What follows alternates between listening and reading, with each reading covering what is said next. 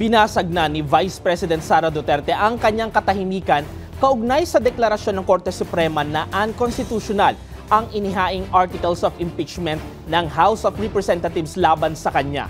Sa isang pahayag, pinasalamatan ni VP Sara ang kanyang legal defense team na nag-aasikaso ng kanyang impeachment case. Partikular din niyang pinasalamatan ang petitioners number GR 278-359 dahil sa aniyay paghamon sa conviction.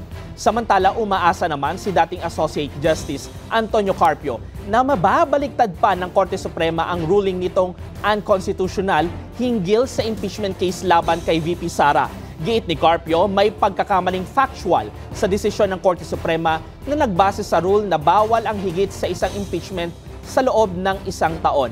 Aniya, nasa archive ang 3 naunang reklamo at hindi umabot sa trial, habang ang pang-4 na reklamo lamang ang na-endorse sa Senado. Kaya maliwanag aniya na hindi dapat isama sa 1-year bar ang pang-4 na reklamo. Kasama niyang nanawagan na baligtarin ng desisyon ang 1986 Constitutional Commission member na si Christian Monson.